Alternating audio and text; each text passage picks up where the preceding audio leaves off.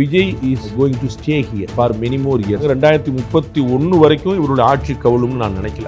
இவர்கள் என்னெல்லாம் அரசியல் பண்ணுவாங்களோ வாங்க பாஸ் அந்த அரசியலும் பண்ணிடுவோம் அப்படின்னு அந்த இடத்துல நினைக்கிறேன்.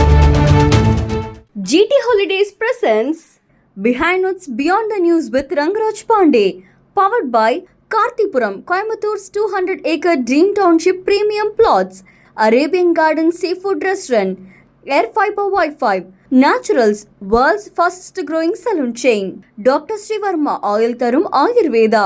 இப்போ வரைக்கும் 50 நாட்கள்ல வந்து ஒரு ஹாப்பியான ஒரு ஆறுதலான ஒரு மனநிலை தான். இதற்கு முன்னாடி இருந்த நிலைமையில விட இப்போ ஒரு ஆறுதல் நிலைமை தான். கேள்விப்படக்கூடிய விஷயங்கள்லாம் ரொம்ப ஆறுதலாகவும் மகிழ்ச்சியாகவும் நிறைவளிக்கக்கூடியது தான் இருக்கு. EBல வந்து ப்ரொமோஷனை 10 பைசா இல்லாம கொடுத்தாங்க. பள்ளி கல்வியில வந்து NOCக்கு வந்து காசு வாங்கலங்கிற எல்லாருமே சொல்லியிருக்காங்க. அது ரொம்ப தெளிவா தெரியுது. ஆதவர்ஜுனா அவர்கள் வந்து பொதுப்பணித்துறையில கடந்த ஆட்சியில் நிறைய ஊழல் நடந்திருக்கு. அதை நாங்கள் விசாரிச்சுட்டு இருக்கிறோம். ஏதாவது புகார்கள் இருந்தா சொல்லுங்க அப்படின்னு சொல்லியிருக்காங்க. அது ரொம்ப முக்கியமான மூவ். கீழே கிரவுண்ட் லெவலில் ஊழலாம் ஒளிஞ்சிடல. கீழேயும் சரியா வந்துடும். நம்ம பார்க்குறோம் பிரதமர் வந்து சரியா இருக்கிறாரு. அது மாதிரி முதலமைச்சர் சரியா இருக்காரு. அமைச்சர் பெருமக்கள் சரியா இருந்தாங்கனாலே கீழே வந்து தொடர்ச்சியா கொஞ்சம் சரியா தான் வந்துடும் நினைக்கிறேன். இந்திய முஸ்லீம் லீக் கட்சியினுடைய தலைவர் அளித்த ஒரு பேட்டி வந்து ஸ்டாலின் அவர்களே இந்த நேர்ல கூப்பிட்டு இந்த கூட்டணி குறித்து பேசினாரு. விடுதலை சிறுத்தைகளும் பாமக கூட்டணி அமைச்சிருக்கு, பாஜகவோட திமுக கூட்டணி அமைச்சிருக்கு. அப்ப எல்லாரும் கூட்டணி வச்சுட்டாங்க. அதிமுக மட்டும் கூட்டணி வைக்க கூடாதா? என்னங்க உங்களுக்கு மனசாட்சி வேண்டாம்? குறிப்பா திரு விஜய் முதலமைச்சர் நாற்காலில் உட்கார்ந்துடக்கூடாது அப்படிங்கிற ஒரு பெரும் முனைப்போட ஒரு கட்டம் தான். அது கட்டாயமா எந்த விதமான பலனும் தராது. ஏன்னா அதெல்லாம் அப்ரப்டா ஏடிஎம்கே நீங்களும் அண்டர்ஸ்டாண்டிங் வந்துட்டீங்கிறது எவ்வளவு பெரிய இந்த விழுமியத்தோட வீழ்ச்சி. திரு துரை வைகோ வந்து திமுகவால எவ்வளவு பாதிக்கப்பட்டிருக்காரு வைகோன்னு வீட்டுக்குள்ளே இருந்தனால அவருக்கு தெரியும். அப்பதான் அவர் கட்சியில நானே இறங்குறேன்னு சொல்லி உள்ள இறங்கி இது பண்ணிட்டு இருக்காரு. துரை வைகோவுடைய இனிஷியேட்டிவ் தான். திமுகவுக்கும் அதிமுகவுக்கும் இடையில ஒரு பேச்சுவார்த்தை போனது அப்படின்னு சொல்லிட்டு ஒரு 4 தினங்களுக்கு முன்னாடி வந்து இந்திய முஸ்லீம் லீக் கட்சியினுடைய தலைவர் அளித்த ஒரு பேட்டி வந்து தெரிஞ்ச ஒரு விஷயம்னாலே ஒரு பேர் அதிர்ச்சியை தான் திருப்பி கிளப்புச்சு. அதாவது ஸ்டாலின் அவர்களே இந்த நேரில் கூப்பிட்டு இந்த கூட்டணி குறித்து பேசினாரு, எடப்பாடி அவர்களை முதலமைச்சர் ஆக்கணும் அப்படிங்கிறத பேசினாரு. இது எல்லாமே திமுக மீது என்ன மாதிரியான ஒரு மனப்பான்மையை நாளுக்கு நாள் உருவாக்குது சார்? நாங்கள் தான் இதை முதல்ல வெளிப்படுத்தினோம் ரொம்ப முன்னாடி. அது அப்பயே நாங்கள் இன்னொரு 10 நாள் சந்தர்ப்பத்தில் சொன்னோம். இந்த மாதிரி வந்து இப்போ அதிமுகலேருந்து பூரா எம்எல்ஏக்களை பிடிக்கிறாங்க. தாவேக்கால 10 எம்எல்ஏக்களை பிடிச்சி வச்சிருக்காங்கிறத சொன்னோம். நம்ம பேசுகிற தருணத்தில் நீங்கள் பார்த்துருப்பீங்க, ஒரு எம்எல்ஏட்ட பேரம் பேசினதா ஒரு பிரமுகர் வந்து கைது செய்யப்பட்டிருக்காங்க. இதையும் நாங்கள் ரொம்ப முன்னாடி சொன்னோம். தாவேக்காலே ஆள் பிடிச்சாங்க, இன்னும் பிடிச்சிட்டாங்க. பிடிச்சிட்டாங்க, ஆள் பிடிச்சிருக்காங்க. அதை எக்ஸிக்யூட் பண்ணுறாங்களா இல்லையா அப்படிங்கிற மாதிரி நம்ம வந்து we have to wait and watch. இது எப்படியாவது தாவேக்கா ஆட்சி அமைக்காமல் தடுத்துடணும். குறிப்பாக திரு விஜய் முதலமைச்சர் நாற்காலில் உட்கார்ந்துடக்கூடாது அப்படிங்கிற ஒரு பெரும் முனைப்போட ஒரு கட்டம் தான். அது கட்டாயமாக எந்த விதமான பலனும் தராது. ஏன்னா அதெல்லாம் அப்ரப்டாக பளிச்சுன்னு வெளியில் தெரியும். அது ஒரு மறைமுகமான விஷயமா இருக்காது. நீங்கள் வந்து ஏடிஎம்கேயும் நீங்களும் அண்டர்ஸ்டாண்டிங் வந்துட்டீங்கிறது எவ்வளோ பெரிய இந்த விழுமியத்தோட வீழ்ச்சி. இந்த அதோடைய ஒரு வேல்யூ சிஸ்டம் வந்து எவ்வளோ கீழே போயிருக்கு. நீங்கள் 2 பேரும் தான் சண்டை போட்டு மண்டை உடைச்சிட்டு இருந்தீங்க அப்படின்னு. ஆனால் என்ன எல்லாருமே அப்படி தானே இருந்திருக்கிறாங்க. நீங்கள் வந்து அவங்கள எப்படி குத்தம் சொல்லுவீங்க? காங்கிரஸ் கட்சியும் சிவசேனாவும் கூட்டணி அமைக்குது, காங்கிரஸ் கட்சியும் கம்யூனிஸ்ட் கட்சியும் கூட்டணி அமைக்குது, விடுதலை சிறுத்தைகளும் கம்யூனிஸ்ட் கட்சியிலும் கூட்டணி அமைக்கும், விடுதலை சிறுத்தைகளும் பாமக கூட்டணி அமைச்சிருக்கு, பாஜகவோட திமுக கூட்டணி அமைச்சிருக்கு. அப்போ எல்லாரையும் கூட்டணி வச்சுட்டாங்க. அதிமுக மட்டும் கூட்டணி அமைக்க கூடாதா? என்னங்க உங்களுக்கு மனசாட்சி வேண்டாமா அப்படின்னு அவங்களும் சேர்ந்துக்கிறாங்க. அவ்வளோதான். அப்போ வந்து இது நாளைக்கு நடக்கும். நாங்கள் வந்து ஏற்கனவே சொல்லியிருந்தேன், அதிமுகவும் திமுகவும் ஒரு நாள் கூட்டணி சேரும்னு சொல்லியிருந்தேன். ஆனால் அன்னைக்கு சொன்னது வந்து பாஜகவுக்கு எதிராக சொல்லியிருந்தேன். அந்த இடத்துல இடையில டபக்குன்னு வந்து முந்தி வந்து ஈக்கு ரிலீஸ் பண்ணி வந்துட்டாரு திரு விஜய் அவர்கள். அதனால் அவருக்கு எதிராக அவர் சேர பார்த்தாங்க. இது வந்து ஒரு பெரிய ஒரு கட்சிக்கான இமேஜை பில்டப்பை கொடுக்காது, கெடுக்க தான் செய்யும். ஆனால் அவங்களுக்கு வந்து என்னென்னா 2 விதமான தத்துவம் இருக்குது. ஒன்று வந்து அவசர கால நடவடிக்கைகள், இன்னொன்று வந்து தொலைநோக்கு நடவடிக்கைகள். அப்போ இதெல்லாம் அவசர கால சொல்லுவாங்கள்ல, ஆபத்துக்கு பாவம் இல்லை அப்படிம்பாங்க. அதுதான் கணக்கு. அப்போ வந்து டக்குன்னு ஒரு பிரச்சனை, அப்போ உடனே டக்குன்னு இதனால் பண்ணி வச்சுங்க. அப்போ பிரச்சனை இருந்து இப்போ முதல்ல வெளியே வந்து அப்புறமா வந்து நீ இப்படி பண்ணியிருக்கலாமா அப்படின்னா அந்த ஆராய்ச்சிலாம் அப்புறமா முதல்ல பிரச்சனை வந்து வெளியே வரணும். ஸோ தாவேக்காவை ஆட்சி அமைக்க விடாமல் தடுக்கணும். அதுக்கு வந்து எதுனாலும் செஞ்சிடலான்னு கிளம்பின முயற்சி தான் அது. அரசியலில் எதுவுமே புதுசு கிடையாது அப்படின்னாலுமே ஒவ்வொரு கட்சிகள் இருக்கும், எதிர்கட்சிகள் இருக்கும். இப்போ அந்த வரிசையில் திமுக வெர்சஸ் மதிமுகவும் உருவாகி இருக்கு. ஆல்ரெடி எதிரெதிராக நின்றவங்க இப்போ மீண்டும் எதிரெதிராக நிற்கிறாங்க. வைகோ அவர்கள் தொடர்ந்து ஒரு கடுமையான ஒரு எதிர்ப்பையும் திமுக மீது கக்கிட்டு இருக்காரு. 2011 எனக்கு நினைவு இருக்கு, தவறான முடிவுகளை எடுக்கும் சரியான மனிதர் வைகோ அப்படின்னு நான் தினமலரில் இருக்கும்போது தலை போட்டிருந்தேன். அவர் வந்து இன்னும் பெருசாக வந்திருக்க வேண்டியது. பல முறை சொல்லியிருக்கேன். அவருக்குமே என் மேலே பெரிய ஒரு அன்பு உண்டு, நமக்கு அவர் மேலே பெரிய மரியாதை உண்டு. ஆனால் வந்து தவறான முடிவுகள் தான் பல சந்தர்ப்பத்தில் எடுத்திருக்கிறார். இன்னைக்கு எடுத்ததே வந்து அலையன்ஸை வந்து அவங்க அன்னைக்கு தாவேக்காவோட சேர்ந்திருந்தாருன்னு ஒன்று பற்றி எலெக்ஷனுக்கு முன்னாடி சேர்ந்துருக்கலாமே, யார் தடுத்துருந்தாங்க? ஆனால் அவர் வந்து அவருக்கு 2021 உதயசூரியன் சின்னத்தெலாம் போட்டிடணும்னு நிர்பந்திக்கப்பட்டது அவருக்கு மட்டும், வேறு எந்த கட்சியும் கிடையாது. 2026 திரும்பி வந்து உதயசூரியன் சின்னத்தெல்லாம் போட்டின்னு சொல்லி சொன்னாங்க. எல்லா கட்சிக்கும் அவர் போட்டியிட்ட அவ்வளோ அதே அளவுக்கான தொகுதிகள் கொடுக்கப்பட்டது அல்லது கூட கொடுக்கப்பட்டது. இவருக்கு மட்டும் தொகுதிகள் வந்து குறைச்சு கொடுக்கப்பட்டது. 6 போட்டிட்டு இருந்தாங்க 2021, இப்போ வந்து 4 தான் அப்படின்னு சொல்லி சொன்னாங்க.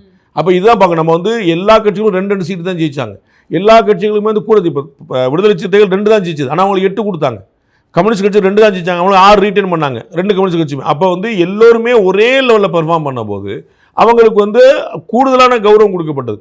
ஆனால் அதே அளவு பெர்ஃபார்ம் பண்ண மதிமுகவுக்கு குறைய சீட்டு கொடுக்கப்படுது, 4 சீட்டு தான் கொடுக்கப்பட்டது. இன்னைக்கு ஒரே ஒரு சீட்டு தான் ஜெயிச்சிருக்கூடிய இவங்களா 2 சீட்டு ஜெயிச்சிட்டாங்க. ஆனால் பார்த்தீங்கன்னா தேமுதிக 1 சீட்டு தான் ஜெயிச்சிருக்கு, அவங்களுக்கு 10 சீட் கொடுத்தாங்க.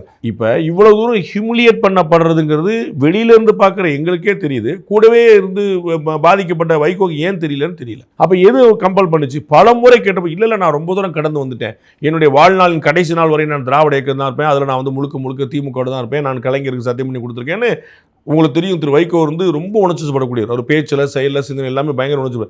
அப்படி உணர்ச்சிப்பட்டு பேசி இப்போ அவரே மாட்டிக்கிட்டு நிற்கிறான். அவருடைய மகன் திரு துரை வைகோ வந்து தன்னுடைய தகப்பனாருடைய உழைப்புக்கு அவர் செய்த சாதனைகளுக்கு தமிழ்நாட்டில் உரிய அங்கீகாரம் கிடைக்கலன்னு சீரியஸாக நம்புகிறார். அப்போ அதை கிடைக்க வைக்கிறதுக்கு, அந்த அங்கீகாரத்தை கிடைக்க வைப்பதற்கு அவர் கடுமையாக போராடுறார். அப்போ அவருக்கு வந்து திமுக உடன்பாடு கிடையாதுன்னா திமுகவால் எவ்வளோ பாதிக்கப்பட்டிருக்கார் வைகோன்னு வீட்டுக்குள்ளே இருந்தனால அவருக்கு தெரியும். திரு வைகோ புலம்பு வரல, அப்போ அதை கேட்டிருப்பார். ஆனால் வேறு வழி இல்லாமல் இருக்கிறாங்களோ அப்படின்னு சொல்லிட்டு ஒரு என்ன செய்ய தெரியாமல் கூட இருந்தவங்களாம் கிளம்பி போன மாதிரி மாறி நடந்துகிட்டே இருக்கு. அப்போ தான் அவர் கட்சியில் நானே இறங்குறேன்னு சொல்லி உள்ள இறங்கி இது பண்ணிட்டு இருக்காரு. அவருடைய முன்னேற்பாடு தான் இந்த தாவேக்காவோட இணைஞ்சு செயல்படுறதுங்கிறது அவர் தான் டே 1லேயே பார்த்தாரு வந்தார். ஸோ இது துரை வைகோ அவருடைய இனிஷியேட்டிவ் தான் திரு வைகோ அவருடைய கௌரவத்தை காப்பதற்காக. முதலமைச்சர் அவர்கள் வந்து அந்த யாரெல்லாம் ஆதரவு கொடுக்குறாங்களோ அவங்க எல்லாரோடும் ஒரு மீட்டிங் ஒன்று கண்டக்ட் பண்ணியிருந்தாரு. வைகோ அவர்கள் வந்து அவ்வளோ ஒரு புன்முறுவலோடு அங்கே இருந்தார். பார்த்தீங்களா அந்த ஒரு செய்தி? அது அண்ணன் வந்து நான் சொன்னேன், உங்கள்கிட்ட உணர்ச்சிப்படக்கூடியது சொன்னேன். எங்கனால் எல்லாம் அந்த அலையன்ஸ் மீட்டிங்லாம் முடிஞ்சு சிஎம்லாம் கிளம்பி போயிட்டார். அதுக்கப்புறம் வந்து திரு மாணிக் தாக்கூர் வந்து ஒரு ப்ரெஸ் மீட் கொடுக்குறாரு. அப்போ எல்லா தலைவரும் பக்கத்தில் இருக்காங்க. மாணிக் தாக்கூர் வந்து பிரஸ் முடிச்சுட்டு உங்கள் அனைவருக்கும் நன்றி அப்படின்னார். உடனே வைகோ டேபிளில் தட்டுறாரு, உங்கள் அனைவருக்கும் நன்றின்னு சொன்னாங்க. அண்ணன் வந்து எப்பயுமே அந்த மாதிரி உணர்ச்சிப்பட்டிருப்பார், ரொம்ப ஹாப்பியாக இருப்பார். இதை கோவத்தையும் கடுமையாக கொந்தளிச்சு குதிச்சுடுவார். அதே மாதிரி அன்பையும் வந்து ரொம்ப பாசமாக கூட்டிடுவார். ஏஜ் ஒரு ஃபேக்டர், பேசிக்கலாகவே அவருடைய ஜீன் ஒரு ஃபேக்டர். இது ஒரு மீட்டிங் எதுக்காக நடக்கப்பட்டுச்சு சார்? நம்ம வந்து இப்போ வரைக்கும் தாவேக்காவுடைய கூட்டணி வந்து ஒரு தற்காலிக அமைப்பு போல தான் தெரியுது நமக்கு. வந்து அது வந்து ஒரு கன்ஃபார்ம்டான ஒரு அலைன்ஸாகவே மாறலை. அது வந்து நாங்கள் ஆதரவு கொடுத்துருக்கோன்னு கிளம்புனாங்க. சரி, கொடுத்த ஆதரவுக்கு நான் அமைச்சர்கள் பங்கு கொடுத்துருன்னு கிளம்பியிருக்காங்களே தவிர இது ஒரு அலைன்ஸாக ஃபார்ம் ஆகலை. ஏன்னா இது வந்து ப்ரீ எலெக்ஷன் அலைன்ஸ் கிடையாது, இது போஸ்ட் எலெக்ஷன் அலைன்ஸ். போஸ்ட் எலெக்ஷன்லேயும் ஒரு அண்டர்ஸ்டாண்டிங்லாம் வந்திருக்கே தவிர அலைன்ஸாக ஃபார்ம் ஆகலை. அப்போ வந்து ஒரு கூட்டணியாக ஃபார்ம் ஆகும்னா அதுக்கு வந்து ஒரு பேர் சோறு அதெல்லாம் பேர் வைக்கணும் அதுக்கெல்லாம். அப்போ அதுக்கு தான் வந்திருக்காங்க. ஒரு ஃபார்முலான ஒரு நம்ம வந்து அலைன்ஸ்னு ஃபார்ம் ஆகிட்டோம், நம்ம இவ்வளோ கடந்து வந்துட்டோம், நம்ம 50 நாளாக கடந்துட்டோம், நம்ம தொட்டுட்டோம். அப்போ வந்து நம்ம வந்து எல்லாம் சேர்ந்து ஒரு அலைன்ஸாக ஃபார்ம் ஆகிட்டோம்னா அதற்கான ஒரு உறுதிப்படுத்திக்கிறதுக்கான ஒரு சந்திப்பு தான். அதில் தான் கலந்துக்க மாட்டோம்னு 2 கம்யூனிஸ்ட் கட்சின்னு சொல்லிட்டாங்க. நாங்கள் வந்து சிஎம் போய் நேராக போய் பார்த்துட்டு வந்து நாங்கள் வெளியிலேருந்து ஆதரவை தவிர உங்கள் கூட்டணியில் சேரலாங்கன்னு சொல்லிட்டு we are not in this alliance. ஏன்னா அலையன்ஸில் சேரது பற்றிலாம் அவர் தெளிவாக நாங்கள் தாவேக்கா கூட்டணியில் இல்லை அப்படின்னே பயன்படுத்துகிறார். திரு வீரபாண்டி அந்த வார்த்தையை பயன்படுத்துகிறார். அப்போ வந்து அலையன்ஸில் இல்லை, but my support is there, அவர் சப்போர்ட் இஸ் தேர் அப்படிங்கிறது தெளிவு பண்ணியிருக்காங்க. வேற மதிமுகவோ இந்தியன் முஸ்லீமுக்கோ விடுதலை சிறுத்தைகளோ இவங்கெல்லாம் வந்து கூட்டணி, காங்கிரஸ் கட்சி இவங்கெல்லாம் கூட்டணிக்கு ஆதரவுனே கொடுத்துருக்காங்க, அமைச்சர்கள் அங்கே வைக்கிறாங்க மதிமுக தவிர. இப்போ இவங்களெல்லாம் சேர்த்து வச்சுட்டு ஒரு கூட்டணிக்கான விஷயத்தை வந்து ஒரு ஃபார்மல் மீட்டிங் அதில் தான் பேசி அவங்களுக்குலாம் உற்சாகம் கொடுத்துருக்காரு. ஏன்னா திமுக என்னென்னலாம் செய்யுது அப்படின்னு இந்த தகவல்கள்லாம் தெரியும். யாருக்கு? திரு திருமாவளவனுக்கு, திரு வைகோக்கெல்லாம் தெரியும் என்னென்னலாம் செய்யும் அப்படிங்கிறது அவங்களுக்கு தெரியும். அப்போ வந்து திரு விஜய் அவர்கள் ஒரு நம்பிக்கை கொடுப்பதற்காக, boss I am also aware of all those things, நானும் இதெல்லாம் நான் கவனிக்கிறேன், பார்க்குறேன், யூ ட்ரஸ்ட் மீ, நான் வந்து கவனமாக கொண்டு போயிடுவேன், 5 வருஷம் நம்ம ஆட்சியை கடந்துடுவோம், நம்ம வந்து கவலைப்பட வேண்டாம், நம்ம வந்து இப்போ விழுந்துருமோ அப்போ விழுந்துருமோ, திமுக ஏதாவது சதி செய்யுமோ அந்த மாதிரிலாம் கவலைப்பட வேண்டாம்னு நானும் வெல் பிளான்டாக ப்ரிப்பேர்டாக இருக்கேன் அப்படின்னு அவங்களுக்கு ஒரு நம்பிக்கை விட்டுருக்கு தான். திரு சிதம்பரம், திரு காதர் மொய்தீன், திரு வைகோ, அது மாதிரி மூத்த தலைவர்கள் எல்லாம், அது வந்து கலைஞர் கூட அரசியல் பண்ணுவாங்க, ஸ்டாலின் கூட அரசியல் பண்ணுவாங்க, ஜெயலலிதாவை எதிர்த்து அரசியல் பண்ணுவாங்க, இவங்க மாதிரிலாம் நம்ம கூட நிற்கிறாங்க. அப்படின்னால அவங்களாம் தனியாக வச்சு கூட்டி வச்சு பேசி அவங்களாம் தனித்தனியாக வேறு கான்வர்சேஷன் பண்ணி அவங்கள்ட்ட வந்து எல்லாரும் நமக்கு. திரு சிதம்பரம் வந்து ரொம்ப திடமாக திமுக கூட்டணி தான் தொடரணும்னு விரும்பினவர். கடைசியில் தாவேக்காவா திமுகவான் குழப்பத்தில் இருந்த ஒரு கூட்டணியில் வந்து தாவேக்கா வேண்டாம் திமுக தான் போகணுன்னு ஃபைனல் மூவ் எடுத்தது திரு சிதம்பரம் தான். அதே மாதிரி ஐயுமல் நீங்கள் பார்த்தீங்கன்னா வந்து அவங்க ரொம்ப காலமான நட்பு. வைகோ பார்த்தீங்க உணர்ச்சி பண்ண முடியும், பயங்கரமான அவ்வளவு திமுக அவ்வளவுலாம் பண்ண சொன்னார். அப்போ அந்த 3 முதுபெரும் தலைவர்களை கருணாநிதி கூட அரசியல் பண்ணவங்கனால அவங்கள தனித்தனியாக கூட்டு வச்சு பேசிட்டு நானும் உங்களுடைய நம்பிக்கைக்கு பாத்திரமா இருப்பேன் அப்படின்னு கிவிங் த கான்ஃபிடன்ஸ் தான். அதுதான் அங்கே நடந்திருக்கு. முதல்வர் அவர்கள் வந்து அந்த கான்ஃபிடன்ஸை மற்ற கட்சிகளோடு ஸ்ப்ரெட் பண்ணாலுமே தாவேக்காவிலிருந்தே 15 19 எம்எல்ஏக்கள் ரிசைன் பண்ணுறதுக்காக காத்திருக்காங்க அப்படிங்கிற ஒரு செய்தி ஒன்று பரவுது. உண்மையா சார்? 15 19 எனக்கு தெரியாது. நான் வந்து கிட்டத்தட்ட ஒரு மாதம் முன்னாடி சொல்லியிருக்கேன், ஒரு 10 பேர் வந்து பிடிச்சி வச்சிருக்கிறாங்க அப்படின்னு. இப்போ நம்ம பார்த்த செய்தி வந்து அதுதான். நம்ம வந்து பார்த்த ஒரு முறை ஒரு ஊத்தங்கிற எம்எல்ஏவை வந்து உஷார் பண்ணுறதுக்காக பார்த்தாங்க அப்படிங்கிறது வந்து இந்த கணக்கு தான். அது மாதிரி எத்தனை எம்எல்ஏக்களை அவங்க உஷார் பண்ணி வச்சுருக்காங்கிற நம்பர் என்கிட்ட இல்லை. பட் அந்த களப்பணி நடந்துகிட்டு இருக்குங்கிற என்னால் கேரண்டியாக சொல்ல முடியும். அந்த அட்டம்ப்ட் நடந்துகிட்டு இருக்கு. 2029 மக்களவைத் தேர்தலுக்கு ஒட்டி சட்டமன்ற தேர்தலையும் கொண்டு வந்துடணும், அதுக்குள்ளேயாவது அதுக்கு முன்னாடியாவது எப்படியாவது அப்படின்னு 2 வருஷம் தான் அதுக்கு அதிகபட்ச ஆயுட்காலமாக இருக்கணும். ஸோ இன்னையிலேருந்தே நம்ம வந்து அதை ஏன்னா 2-3 அட்டம்ப்ட் பண்ணாங்க. நீங்கள் தெரியும் இல்லையா, ஏடிஎம்கே டிஎம்கே சேர்ந்து திரு எடப்பாடி பழனிசாமி முதலமைச்சராக்க முயற்சி பண்ணது, அல்லது இவங்கெல்லாம் சேர்ந்துட்டு திரு திருமாவளவன் முதலமைச்சராக்க, இந்த மாதிரி 2-3 அட்டம்ப்ட் வந்து ஃபெயிலியர் ஆயிடுச்சு. அப்போ வந்து அடுத்த அட்டம்ப்ட் வந்து ஃபெயிலியர் ஆகக்கூடாது, 100% சக்ஸஸ் ஆகணும். நம்ம வந்து சர்ஜிக்கல் ஸ்ட்ரைக் மாதிரி டப்புன்னு அடிக்கணும்னு ஒரு மூவ் நடந்துகிட்டே இருக்குது. அது எவ்வளோ தூரம் சக்ஸஸ் ஆகுங்கிறது பார்க்கணும். இது எல்லாமே வந்து அப்போ ஆட்சியை கலைத்து ரீஎலெக்ஷன் நடக்கிறதுக்கான ஒரு திட்டம் மட்டும்தான். ஆமாம், தாவேக்காவால் நிலையான அரசு கொடுக்க முடியாது அப்படின்னு காட்டிருக்காங்க. ஸோ திமுக வந்து 2006-11 வந்து ஒரு மைனாரிட்டி கவர்மெண்ட் தான் நடத்துனாங்க. 100 எம்எல்ஏ கூட அவங்களுக்கு கிடைக்கல. இன்னைக்கு தாவேக்கா கிடைச்ச கூட கிடைக்கல. தாவேக்காக்கு இன்னைக்கு 107 எம்எல்ஏ இருக்காங்க. இப்போ 108 கிடைச்சது, 107 இருக்காங்க. ஒருத்தர் போனால் சபாநாயகர் சேர்த்தா 106 எம்எல்ஏக்கள் அவங்க சொந்த பலத்திலே இருக்கிறாங்க. மிச்சம் வந்து கூட்டணி கட்சிகள் தயவோட அவங்க இருக்கிறாங்க. தேர் ஸோ வந்து அவங்க மெஜாரிட்டி வந்து கான்ஸ்டியூஷன் படி தேவைப்படுற மெஜாரிட்டி இருக்குது. ப்ளஸ் வந்து இப்போ 7 எம்எல்ஏக்கள் வந்து இடைத்தேர்தல் நடக்கும் போது 6 பேர் இடைக்குள்ள வந்துட்டாங்க. திருச்சி கிழக்கில் இவரே ராஜா நடக்கும். ஸோ 7 பை எலெக்ஷன் நடக்குது. 7லையுமே தாவாக்கா ஜெயிச்சாங்கன்னா அவங்களுக்கு 115 கிட்ட வந்து நிற்கும். ஸோ அவங்க வந்து ஸ்டெபிலைஸ் பண்ணிட்டே போகிறதுக்கான ஏற்பாடு தான் பண்ணுறாங்க. இது வந்து எப்படியாவது இவங்க வந்து ஒரு எலெக்ஷனை கொண்டு வந்துட்டோம்னா இடையில ஒரு ஆட்சி நிலைக்கலன்னு வந்துருச்சுன்னா மக்களுக்கு ஒரு என்ன வரலாம். இப்போ டிஎம்கே ஏடிஎம்கேன்னா வந்து அது எத்தனை சீட் இருந்தாலும் ஆட்சியை ஃபுல்லாக கம்ப்ளீட் பண்ணிடுவாங்கப்பா, இது புது பிள்ளைங்கப்பா, இவங்களுக்குலாம் ஆட்சி நடத்தவே தெரியலப்பா, கடைசியில் பாரு டப்புன்னு மொக்கையா கீழே விழுந்துட்டாங்க அப்படின்னு ஒரு பேர் வரும். அப்போ வந்து காங்கிரஸ் கட்சி வந்து பார்த்தீங்கன்னா இதற்கு முன்னாடி விபி சிங், சந்திரசேகர், தேவகவுடா, ஐக்கிய குஜரால் அப்படின்னு நிறைய பிரதமர்களாக வந்தாங்க. எல்லாமே வந்து ஒரு 2-3 வருஷத்துக்குள்ள மொத்தமாக. அப்போ காங்கிரஸ் கட்சி என்ன சொல்லிச்சு, அவங்க தான் ஆதரவு கொடுத்தாங்க, அவங்க தான் வாபஸ் வாங்கினாங்க, சேர்த்தது அவங்க தான், கலைச்சது அவங்க தான். ஆனால் என்ன சொன்னாங்க, காங்கிரஸ் கட்சியால் மட்டும் தான் நிலையான கவர்மெண்ட் கொடுக்க முடியும். அப்போ அது வந்து ஒரு பெரிய ஒரு அட்ராக்ஷன் ஏற்படுச்சு. ஆமாம், ஒரு ஸ்டேபிள் கவர்மெண்ட். எப்போ 96 ஒரு எலெக்ஷன், 98 ஒரு எலெக்ஷன், 99 எலெக்ஷன், 3 நேஷனல் எலெக்ஷன் இருந்துச்சு. ஸ்டேபிள் நேஷன் வைடாக இருந்துச்சு, 3 எலெக்ஷன் பொது தேர்தல் இருந்துச்சு. அப்போ 3 வருஷத்தில் 3 தேர்தலா அப்படின்னு பொது தேர்தலில் மக்கள் டயர்டாக இருக்க மாட்டாங்களா? அப்போ எங்களால் தான் நிலையான ஆட்சி கொடுக்க முடியுமா, அதில் ஒரு கன்விக்ஷன் ஏற்படும். ஆமாம் பரவாயில்ல, கரெக்ட் தான். அந்த மாதிரியான ஒரு அட்டம் நடக்குது. அதெல்லாம் சின்ன பிள்ளைங்க, அவங்களால ஆட்சியெலாம் நடத்த முடியாது, ரொம்ப நாளைக்கு நிலைக்காது.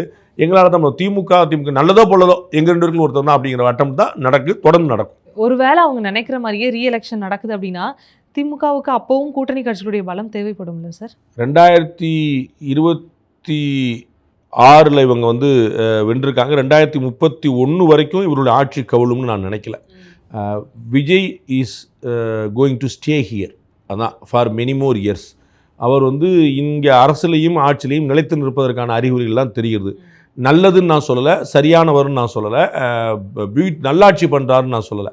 நிலவரம் வந்து அவர் ஸ்டேபிளாக இருக்கிறாரு, அவருக்கும் அரசியல் தெரியுது. இவர்கள் என்னெல்லாம் அரசியல் பண்ணுவாங்களோ வாங்க பாஸ் அந்த அரசியலையும் பண்ணிடுவோம் அப்படின்னு அந்த இடத்துல நிற்கிறார். அவர் வந்து உங்களுக்கு இந்த பாஷை தான் புரியும்னா நான் அந்த பாஷையும் நான் பேச தயாராக இருக்கேன்னு நிற்கிறார்.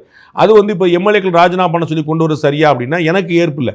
ஆனால் எனக்கு ஏற்பு இருக்கா இல்லையாங்கிறத வச்சு நம்ம என்ன செய்ய போகிறோம், அவங்க ஆட்சி நிலைக்க வைக்கிறதுக்கு அவங்க செய்கிறாங்க. அப்போ நம்ம ஒன்றும் செய்ய முடியாது. கட்சி தாவுவாங்க, ராஜினாமா பண்ணுவாங்க, மொத்த கேங்காக போவாங்க. இப்போ நம்ம பார்க்குறோம் ஏக்நாத் ஷிண்டே சிவசேனாவில் பண்ணார், அங்கே திரிணாமுல் காங்கிரஸில் வந்து அங்கே பண்ணுறாங்க. அது மாதிரி இந்தியா முழுக்க நடந்துகிட்டு இருக்கா. அப்போ அவர் உரிமை நம்ம ஒன்றும் தடுக்கிறதுல, இவருக்கு இவர்களுடைய அரசியலும் தெரிந்திருக்கிறது. அப்போ அதனால வந்து he is going to stay here நான் நம்புறேன். ஓகே, ஒரு சில தினங்களுக்கு முன்னாடி திருமாவர்கள் வந்து பொதுவெளியில் பேசும்போது ஒரு விஷயத்தை குறிப்பிட்டிருந்தாரு சார்.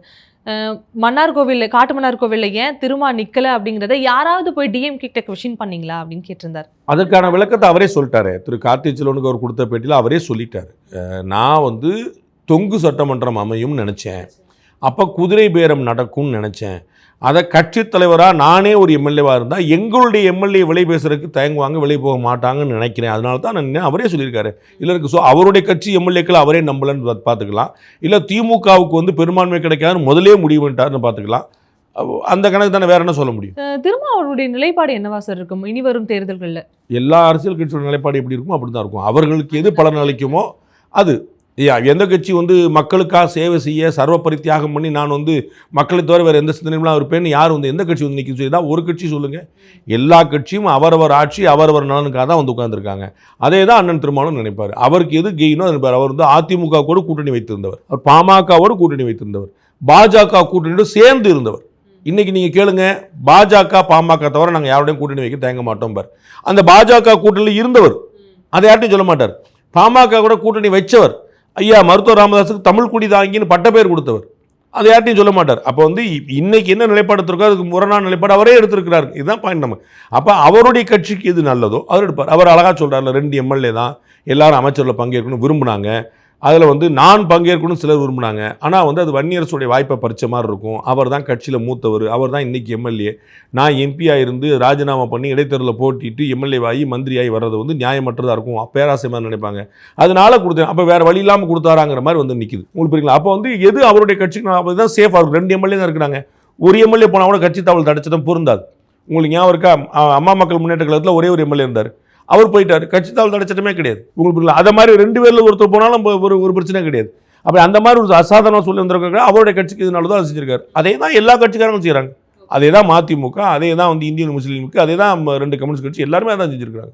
விஜயபாஸ்கர் அவர்கள் அதிமுகவிலிருந்து தாவேக்காவில கன்ஃபார்ம் ஆயிருக்கு. கூடவே இன்னொரு விஜயபாஸ்கர் அவர்களும். இந்த தொடர் இணைவு இன்னும் நீடிக்குமா? அப்படிதான் தெரியுது. அதிமுக கலகலத்து இருக்கக்கூடிய நிலைமையை பார்க்கும்போது தமிழக வெற்றி கழகம் அப்படிங்கிற போர்டை வந்து அப்படியே மாற்றி அண்ணா திராவிட முன்னேற்ற கழகம் அப்படி மாற்றிடுவாங்க போல தெரியுது. அந்த மாதிரி தான் தெரியும். நிறைய பேர் அங்கே வந்து இணைகிறாங்க. திரு ஆதவர்ஜுனா முதல் இணைப்பில் சொன்னார், தாவேக்கா தான் அதிமுக அப்படின்ட்டார். நாங்கள் தான் வந்து அம்மாவுடைய வழியில் கடைபிடிக்கிறோம் அப்படின்னு சொல்லிட்டார். ஸோ வந்து அதுக்கான அர்த்தம் தெரிய வருது. ஆமாம், தாவேக்கா வந்து ஸோ ஏடிஎம்கேல இருந்து சரியில்லை நினைக்கிறவங்க எல்லாரும் இங்கே வந்துருங்கன்னு கதவுகள் திறந்தே இருக்குன்னாங்க. ஸோ எல்லா இடத்துல அவங்களை ஸ்ட்ரென்தன் பண்ணுறதுக்கு பார்ட்டி ஸ்ட்ரென்தன் பண்ணும்ல. இப்போ வந்து சி விஜயபாஸ்கர் எம்ஆர் விஜயபாஸ்கர் இருக்கிறாங்க அப்படின்னா கரூர்லையும் புதுக்கோட்டையிலையும் அந்த கட்சியை வந்து நேற்று இருந்தோட அமைப்பு ரீதியாக பலப்படுத்துறதுக்கு இவங்களுடைய திறமை வந்து பயன்படும். அப்போ அவங்க எல்லாம் வேணும்னு சொல்லி வாங்கிட்டு தானே செய்வாங்க. அதில் ஒன்றும் குழப்பம் இல்லையா? அதாவது நம்ம கடந்து வந்த இந்த 50 நாட்கள் விஜய் அவர்களுடைய இந்த 50 நாட்கள் அரசியல் ஆட்சி எப்படி இருக்கு சார்? கேள்விப்படக்கூடிய விஷயங்கள்லாம் ரொம்ப ஆறுதலாகவும் மகிழ்ச்சியாகவும் நிறைவளிக்கக்கூடியதான் இருக்குது. நம்ம வந்து ஈபியில் வந்து ப்ரொமோஷனை 10 பைசா இல்லாமல் கொடுத்தாங்க. அது வந்து அந்த காலத்தில் வர வேண்டிய ப்ரொமோஷன் தான். ஆனால் ப்ரொமோஷன் வேணும்னா சொல்லு, 1 லட்ச ரூபா கொடு, இல்லாட்டி நான் நிறுத்தி வச்சிருவேன்னு சொல்லியிருக்கலாம். அப்படி இல்லாமல் கொடுக்குற கூட்டு வச்சு கொடுக்குறாங்க. எனக்கு தெரியும் அது நடந்தது. பள்ளிக்கல்வியில் வந்து என்ஓசிக்கு வந்து காசு வாங்கலைங்கிற எல்லாருமே சொல்லியிருக்கிறாங்க. அது ரொம்ப தெளிவாக தெரியுது. அப்புறம் வந்து இனிமேல் எந்த டெண்டருக்கும் நீங்கள் காசு கொடுக்கணும், எல்லா டெண்டருமே டெண்டர் தான் அப்படின்னு தகவல் சொல்லியிருக்காங்க. ஆதவர்ஜுனா அவர்கள் வந்து பொதுப்பணித்துறையில் கடந்த ஆட்சியில் நிறைய ஊழல் நடந்திருக்கு, அதை நாங்கள் விசாரிச்சுட்டு இருக்கிறோம், ஏதாவது புகார்கள் இருந்தால் சொல்லுங்கள் அப்படின்னு சொல்லியிருக்காங்க. அது ரொம்ப முக்கியமான மூவ். இந்த பள்ளிக்கூடங்கள்கிட்ட வந்து காசு வாங்கி கொடுத்து போனதாக திரு அரசகுமார் அப்படிங்கிறவர் கைது செய்யப்பட்டிருக்கார். இது மாதிரியான மூவ்லாம் வந்து ரொம்ப மகிழ்ச்சி. கீழே கிரவுண்ட் லெவலில் ஊழல்லாம் ஒளிஞ்சிடல. ஆனால் மேலே சரியாக இருந்தால் கொஞ்சமாக கீழேயும் சரியாக வந்துடும். நம்ம பார்க்குறோம் பிரதமர் வந்து சரியாக இருக்கிறாரு, அதனால் கேபினெட் மினிஸ்டர்கள் சரியாக இருக்காங்க, ஊழல் புகாரே இல்லை. அதனால் வந்து மினிஸ்டர் ஆஃப் ஸ்டேட் சரியாக இருப்பாங்க, அதுக்கப்புறம் கேபினெட் செக்ரட்டரி சரியாக இருப்பாங்க, அப்புறம் மினிஸ்ட்ரிஸில் இருக்கக்கூடிய செக்ரட்டரி, இப்படி தான் ஒவ்வொருத்தராக கீழே இறங்கி வருவாங்க. அது மாதிரி முதலமைச்சர் சரியாக இருக்கார், அமைச்சர் பெருமக்கள் சரியாக இருந்தாங்கனாலே கீழே வந்து தொடர்ச்சியாக கொஞ்சம் சரியாக தான் வந்துடும் நினைக்கிறேன். இப்போ வரைக்கும் 50 நாட்களில் வந்து ஒரு ஹாப்பியான ஒரு ஆறுதலான ஒரு மனநிலை தான். இதற்கு முன்னாடி இருந்த நிலைமையில விட இப்போ ஒரு ஆறுதல் நிலைமை தான் இருக்குது. இன்னைக்கு முதல்வர் அவர்கள் வந்து அந்த நட்பு கூட்டணி கட்சிகள்லாம் இருக்கு இல்லையா, அவங்கள சந்தித்து முடித்த பிறகு இந்திய முஸ்லீம் லீக் கட்சியினுடைய தலைவரே சொல்லியிருக்காரு, ஊழலற்ற ஆட்சியை தான் இந்த ஒரு 50 நாட்களில் நாங்கள் உணர்றோம், ரொம்ப மகிழ்ச்சியாக இருக்குது அப்படின்னு சொல்லியிருக்காரு. அதை வந்து கூட்டணி கட்சியில் கூட எல்லாருமே சொல்லியிருக்காங்க. திரு நிர்மல்குமார் அமைச்சர் வந்து சொல்லும் போது சொல்லியிருக்காரு, எல்லா கூட்டணி கட்சியும் அதை அப்ரிஷியேட் பண்ணியிருக்காங்க. வெளியிலையும் அப்படி தான் கேள்விப்படுறோம். இப்போ வரைக்கும் நமக்கு வந்து மூத்த அதிகாரிகளோ உயர்நிலை அதிகாரிகளோ அமைச்சர் பெருமக்களோ எதுவும் காசு வாங்கினதா நம்ம அறியலை. இப்போ வரைக்கும் வந்து அந்த டெண்டரில் அப்படி அமைக்கிட்டாங்கன்னு கேள்விப்படல. நம்ம வந்து எதெல்லாம் வந்து முறைகேடான இருந்துச்சோ அதெல்லாம் ரத்து செய்ய தான் பட்டிருக்கு. அண்ட் இப்போ வரைக்கும் கொடுத்த அனுமதிகள், பதவி உயர்வுகள், நியமனங்கள் இதில் வந்து எதுவும் பைசா வாங்காமல் இருக்குங்கிறது எனக்கு வந்து நினைவில் இருக்குது. ஒரு முறை போஸ்டிங்கில் வந்து ஆட்கள் வந்து போலீஸில் வந்து சப் இன்ஸ்பெக்டரில் போஸ்டிங்கில் வந்து ஆட்கள் தேர்ந்தெடுத்துட்டாங்க, ஆனால் ஆர்டர் கொடுக்கல. அதுக்குள்ளே வந்து கவர்மெண்ட் மாதிரி எல்லாமே நடந்துச்சு. அப்போ என்ன பண்ணாங்க, டக்குன்னு வந்து அந்த யார் பேர்லாம் செலக்ட் ஆகிருக்குங்கிற பார்த்துட்டு அவங்கள்ட்ட போயிட்டு இந்த மாதிரி உங்கள் பேரை வந்து கொண்டு வரணும்னு எனக்கு காசு கொடுன்னு கேட்டாங்க. அவங்க பேர் ஆக்சுவலாக இருக்குது, ஆனால் அவங்களுக்கு தெரியாதுல்ல. அப்படின்னு சொல்லுவாங்க, உங்களை நான் எஸ்ஏ ஆக்கிடுறேன், ஏன்ட்ட காசு கொடுங்க அப்படின்னு நம்பி கொடுத்தவங்க நிறைய இருக்காங்க. ஆக்சுவலாக அவங்க மெரிட்லேயே வந்துட்டாங்க, ஆனால் அவங்களுக்கு தெரியாது. இப்போ இந்த மாதிரி வந்து ஒரிஜினலாகவே இருந்திருக்கும். அப்போ கடந்த ஆட்சியில் தேர்ந்தெடுக்கப்பட்டவர்களாக இருந்தாலும் ஈபியில் வந்து பார்த்தீங்கன்னா கிட்டத்தட்ட ஒரு 400-500 பேர் வந்து பணி நியமனம் கொடுத்தாங்க. அது வந்து இவர்கள் இந்த 40 நாளில் கொடுத்த விஷயம் இல்லை, கடந்த ஆட்சியில் பண்ணது தான். ஆனால் எனக்கு ஒரு 1 லட்சம் ரூபா நீங்கள் கேட்டிருக்கலாம்ல, அப்பாயின்மெண்ட் ஆர்டர்னா 1 லட்சம் உங்களுக்கு கொடுத்துருப்பாங்கல்ல. இந்த ஈபியில் ஒரு பெர்மனன்ட் போஸ்ட் நமக்கு கிடைக்குது, 1 லட்ச ரூபா கொடுத்தா ஒன்றும் பிரச்சனை இல்லைப்பா. 400 பேருக்கு 1 லட்ச ரூபான்னு என்ன ஆயிடுச்சு? ஆனால் அவர்களுக்கு வாங்காமலே 10 பைசாவோடு இல்லாமலே கொடுத்தாங்கிறது ஒரு உண்மையான விஷயம். அப்போ அது மாதிரி நிறைய ஆறுதலான விஷயங்கள் நடக்குது. அந்த வகையில் நம்ம வந்து கட்டாயமாக வந்து ஒரு மகிழ்ச்சி அடைய தான் செய்யணும். ஓகே, இது எல்லாமே வந்து ஒரு நல்ல துவக்கம் அப்படின்னே எடுத்துக்கலாம். Without any doubt. நன்றி சார், உங்களுடைய அரசியல் தொடர்பான கருத்துக்களை என்னோட பகிர்ந்திருக்கீங்க. நன்றி. Behind Woods Beyond the News with Rangaraj Pandey. Title sponsor GT Holidays, South India's #1 travel brand. Powered by Karthipuram 200-acre Dream Township in Coimbatore, ready to construct premium villa plots and commercial plots with world-class infrastructure. Arabian Garden Seafood Restaurant, ever fresh, ever delicious seafoods, இப்போது தமிழகம் எங்கும். Air Fiber Wi-Fi all in one plans. Wi-Fi, OTT, IPTV. Pay 6, get 6 months free. Naturals, world fastest growing saloon chain. Doctor Sreevarma wellness, அனைத்து நோய்களுக்குமான ஆயுர்வேத மருத்துவம் தமிழகம் எங்கும். GT Holidays presents Behind Woods Beyond the News with Rangaraj Pandey, powered by Karthipuram, Coimbatore 200-acre Dream Township premium plots, Arabian Garden Seafood Restaurant, Air Fiber Wi-Fi, Naturals, world's fastest growing saloon chain, Dr. Srivarma Oil Tarum Ayurveda.